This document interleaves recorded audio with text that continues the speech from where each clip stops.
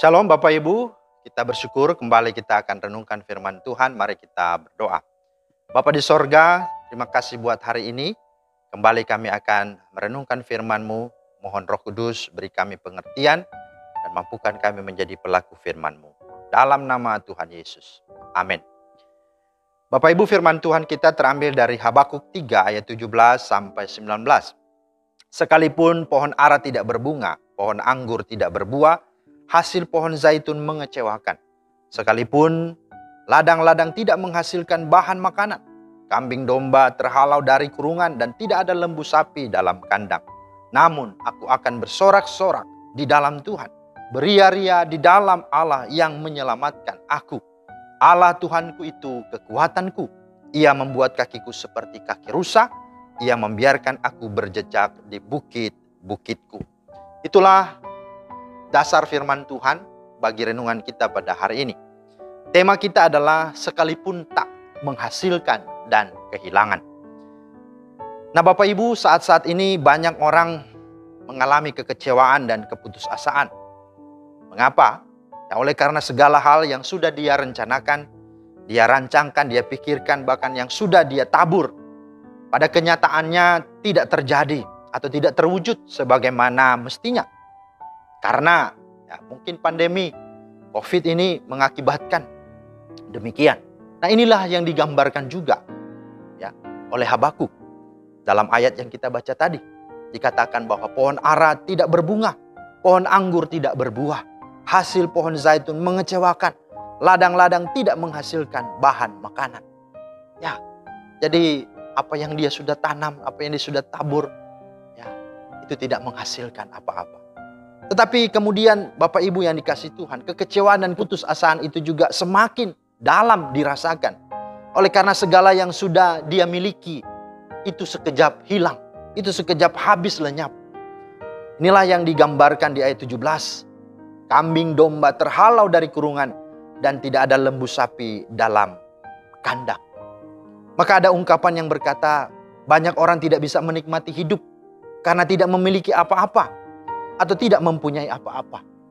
Tetapi lebih banyak lagi orang memilih untuk tidak mau hidup alias mau bunuh diri karena segala yang dia miliki dan dia punyai sudah tidak ada lagi dan sudah tidak jadi apa-apa. Itu.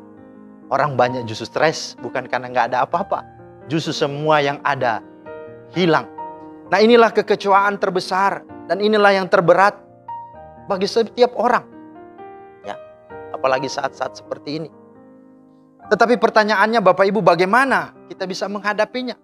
Di dalam ayat 18 sampai 19 Habakuk berkata, namun aku akan bersorak-sorak di dalam Tuhan, beria-ria di dalam Allah yang menyelamatkan aku. Allah Tuhanku itu kekuatanku. Ia membuat kakiku seperti kaki rusa. Ia membiarkan aku berjejak di bukit-bukitku.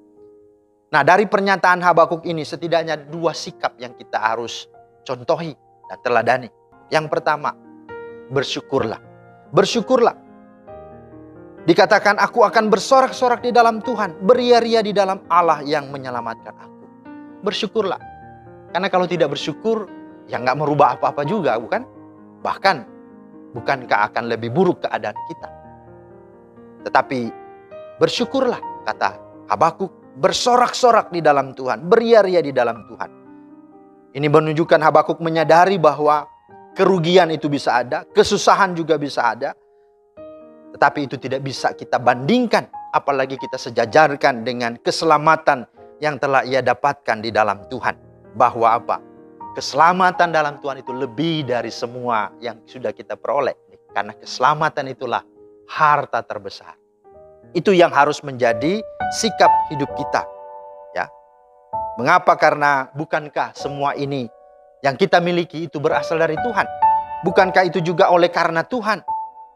Maka biarlah kita memiliki sikap sebagaimana Ayub. Tuhan yang memberi, Tuhan jugalah yang berhak mengambilnya. Terpujilah nama Tuhan. Sikap inilah yang harus hidup dalam hidup kita. Lagi-lagi ini bukan mudah, tapi bukan berarti tidak bisa. Percayalah, ketika engkau melakukannya dengan Tuhan, maka engkau pasti dimampukannya.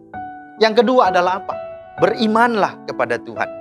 Dikatakan di sini, Allah Tuhanku itu kekuatanku. Habakuk percaya bahwa Tuhan adalah kekuatan baginya.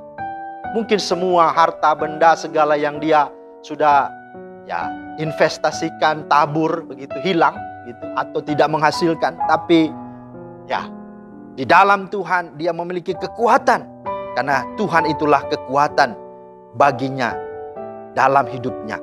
Bagi Habakuk, berkat Tuhan akan tercurah atas hidupnya. Dan berkat Tuhan itu digambarkan dalam ayat 19b. Apa berkatnya? Tuhan akan membuat kakinya seperti kaki rusa.